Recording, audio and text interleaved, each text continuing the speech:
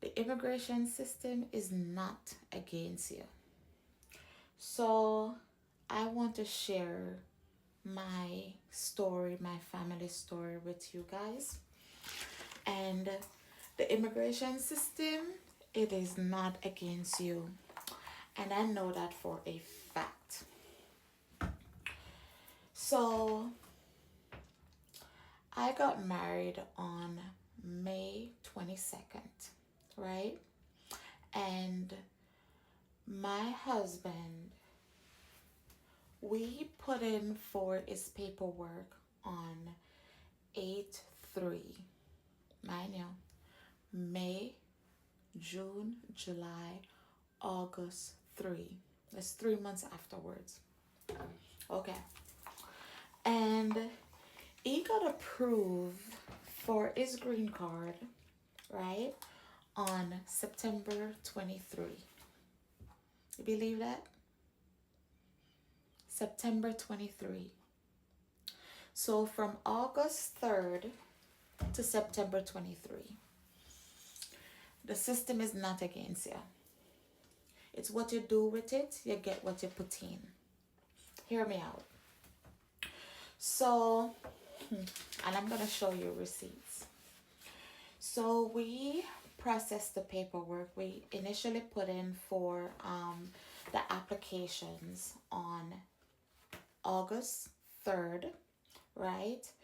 Adjustment of status, petition for alien relative, and all that. We put in all of that on August 3rd.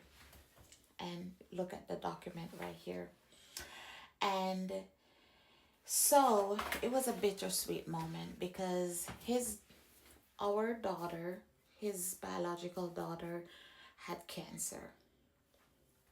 And she succumbed to it, she passed away. Sadly. So when she passed away, we just put in the paperwork. And it was a very sad moment because it took her a year for system failure and all that to occur, right? And wanted to go to the funeral. And mind you, in the document, in the paperwork, we put in for emergency travel document, for a travel document, just regular travel document.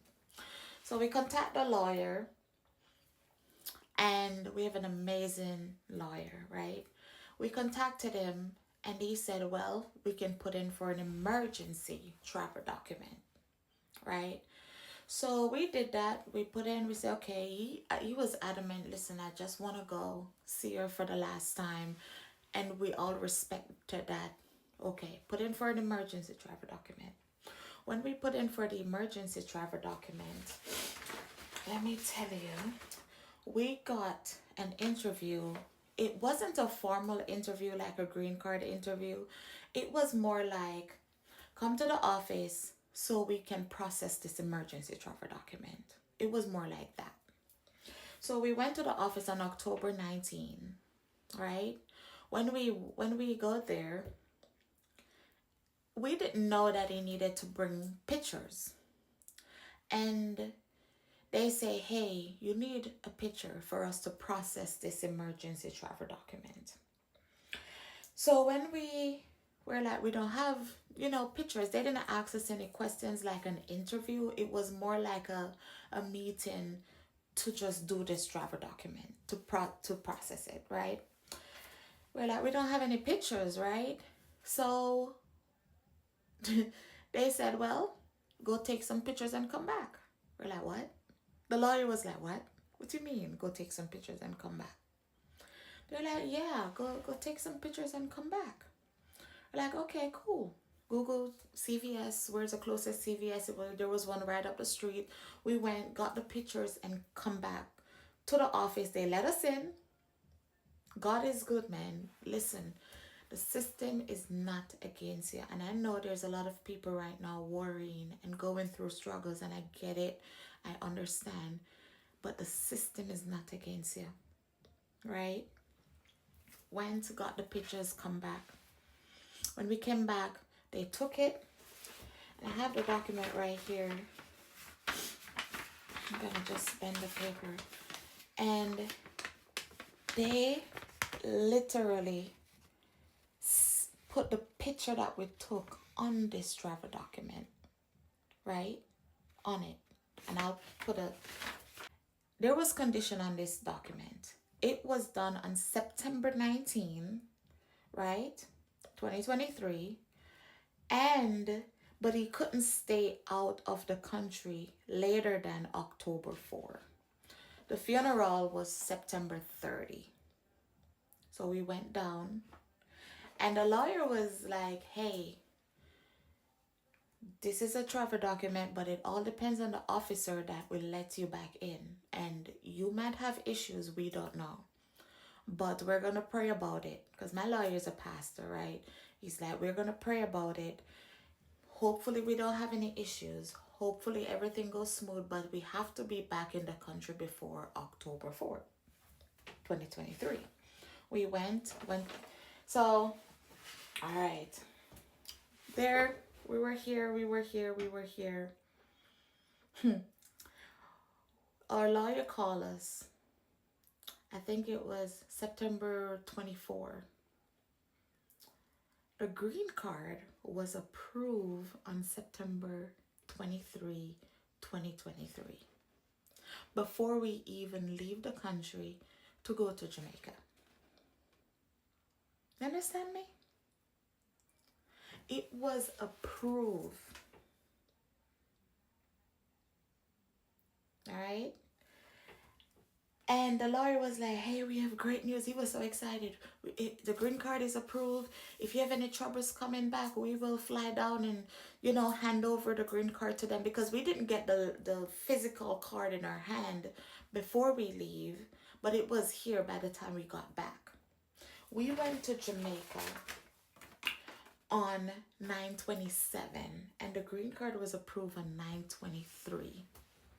So by the time we were coming back, we spent a week down there and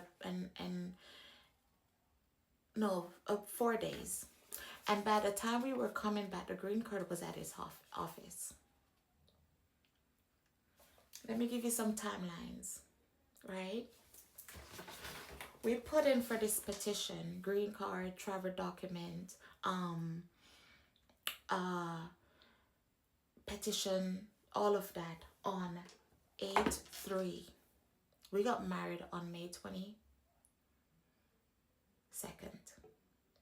Put in for this process on 8/3, right?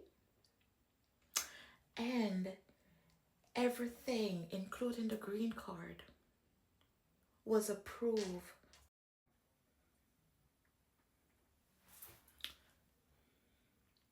And everything, including the green card, was approved on 9/23. It's not luck, guys. The system is not against you. Let me tell you why. Some of us, when we come to America, and I made that mistake, I get it. We don't learn the American way. We don't learn the American system, right? We just live as immigrants. When we move somewhere, I learned this the hard way, and this is why I'm sharing this. We need to learn the ways of the country we move into. Even if it's a U.S. person going into Jamaica to live, they have to learn the Jamaican ways, because I feel like Jamaica and America is opposite in so many ways. The things we do there and get away with it, we can't do here and get away with it, and vice versa. Right? And that is why there's a lot of clashes, a lot of country, there's a lot of clashes with people and mannerism and characters and stuff like that. You have to learn the ways of the land that you're living in. Even if you move from Jamaica to Kenya, you have to learn the ways of the land, how people operate. Do your research, ask a lot of questions. You know what I mean? And from an immigrant to an immigrant, please ask questions. Don't assume. Never assume. right? So I want to encourage you today. And the way we did this, it wasn't, oh, they feel bad for you or nothing like that. We had a lot of evidence. A lot. A lot. Relationship, a real marriage. But not that about nothing fake. Real. There's a lot of stuff that you should have together. Right? There's a lot of evidence that you should have, you must have. That's the only thing that immigration wants to see. They want to see that you're in a bona fide relationship and you have evidence to prove this without you even showing up. And mind you, when the green card was approved, we did not go for a second interview. We did not. That was the only time we went there. Right? We just put in for his 10 years extension, right? He got a receipt for something months extension, but we're waiting on the 10 years green card, right? I don't know what this process will be, but guys, there need to be a lot of evidence, and I want you to comment below if you want me to give you a list of evidence that you can have. Having a lease and having, oh, we have a bank account together. Anybody can have a bank account together. Anybody can have a bank account together. Me and my friend can have a bank account together. Me and my son can have a bank account together. As a matter of fact, we do. Right? But when you're in a relationship, what else you have? People need to know you. Your neighbors. Me not talk about, oh, my Jamaican friend round the road. No, so we're there together. No, what about your neighbors? American citizens. They know you. People that born here, they know you. They can write about you. That's your affidavits of support. People that can say, hey, I know these two. I know that they live together and I can vouch for them. Right? If you're in a real relationship, you have to have that. Right? What about insurance? Get out the insurance policy. To one or depend on insurance policy. Okay? What about car insurance? What about health insurance? And people be like, oh, I can't go on it. That's why you get an I-10. So you can be on these things. And you don't even need that. Because if this is your spouse, you can be on their insurances.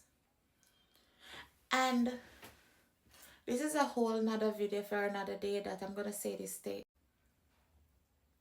It is not your spouse's responsibility. Worse if you're married to an American citizen, somebody will never go through immigration process before. It is not their responsibility to go above and beyond and do immigration processes for you. You know why? They don't know what immigration is about. If you cannot do it, you get a lawyer that can guide you. You get somebody that can guide you, because guess what? When you were living in your country, wherever you're from, you did not know about immigration either. In your country, every country have immigration processes. When I was living in Jamaica, I did not know that immigration exists. So how do you expect to put that burden on your American spouse if they've never been through that process? Or do you expect for them to understand what you need? The person born here, they never have to go down that lane before. Now, if it's somebody that had to do that like I did, that's different.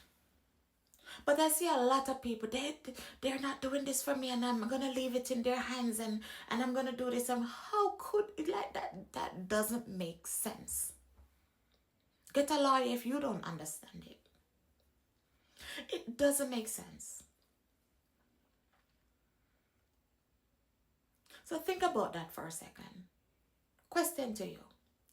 Did you know that immigration exists in your country? Did you know the processes it takes to go through the immigration process in your country? So why do you put that load on the person you married? Or you married?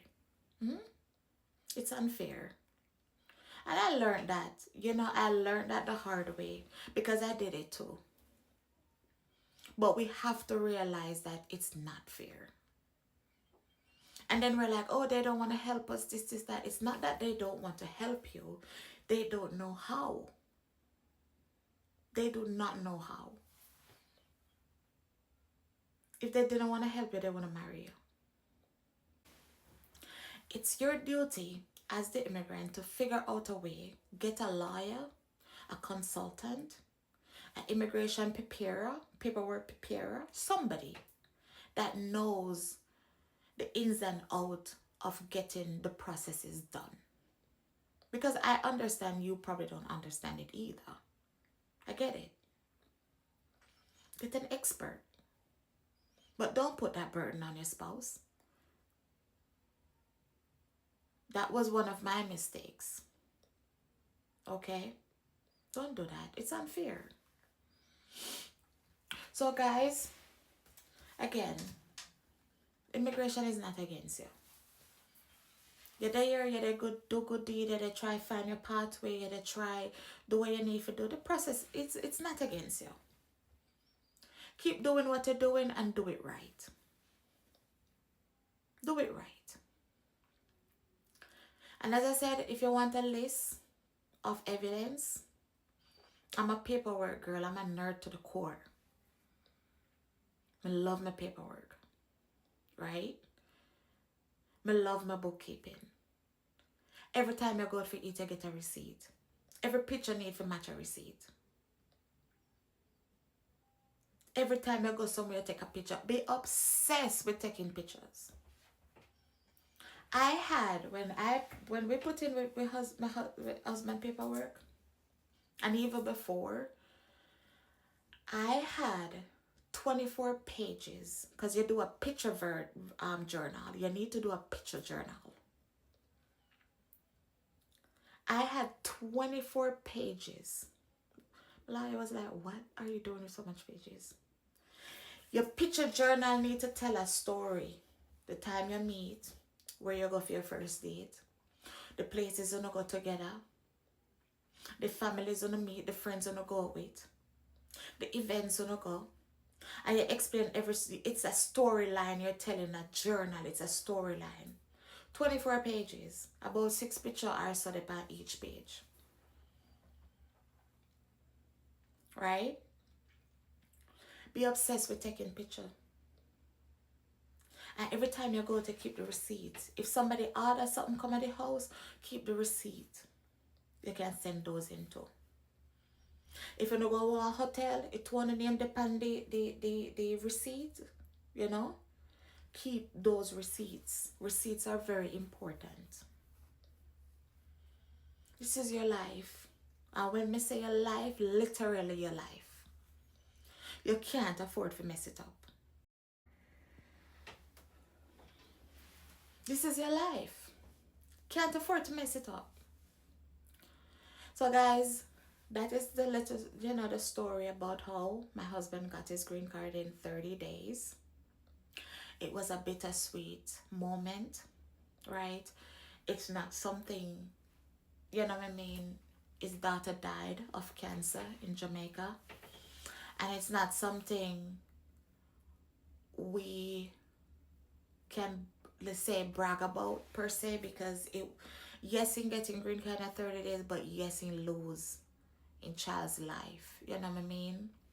So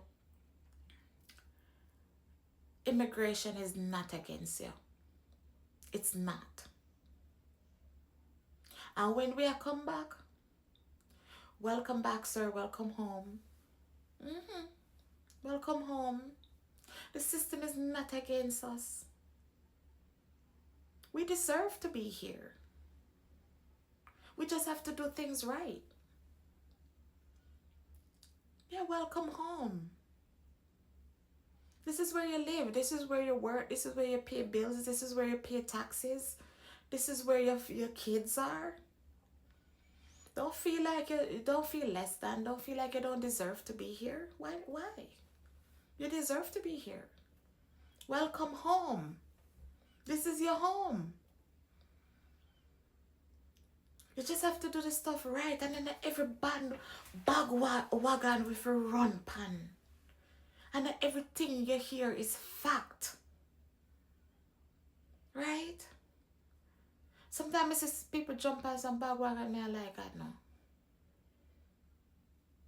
And everything are facts.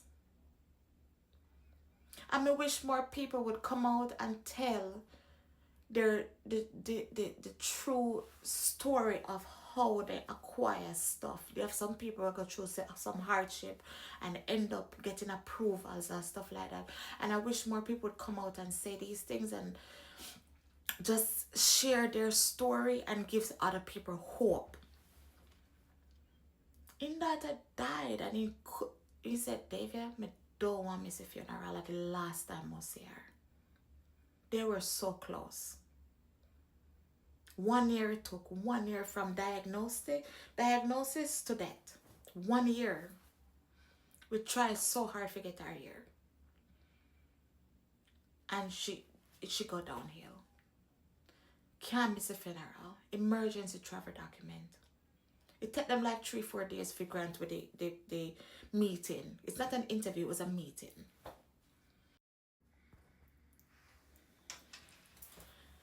Yeah, it took them like 3-4 days to grant us that meeting. Went up there, they sent us to do a picture and come back. And when we come home, a couple days later, the green card approved without an official interview. They never asked us a question because the evidence was tight.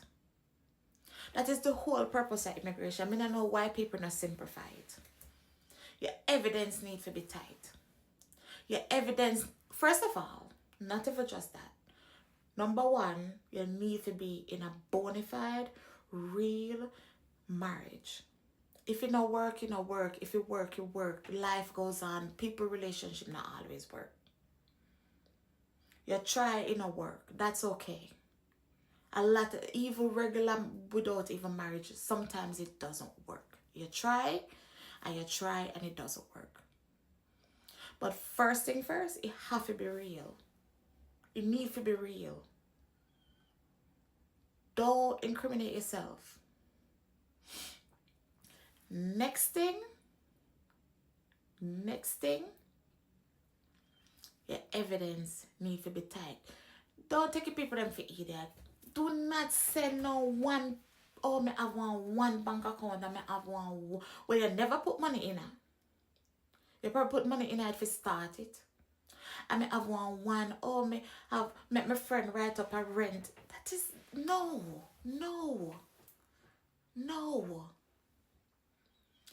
That is, it's two things about it. Real marriage, bona fide marriage, evidence. That's it. Because they say if your marriage bona fide, you're going to know your spouse. If you live together, you're going to know him or her. Right? And even if you go in the interview and fumble upon the question, they know. They know what is real and they know what is not. Right? Evidence tight, man. You have to be tight. If them file a papers when they look at them, I'm like, okay, all right, okay. You get me? Evidence needs to be tight. And disclaimer, guys, I am not a liar. I am just an immigrant that came here, made some mistakes along the way, learned some things along the way, and like to share them with you. So you don't make the same mistakes and you understand the process. Right? Yeah. So comment below if you want me to share a list of evidence that you can use, right?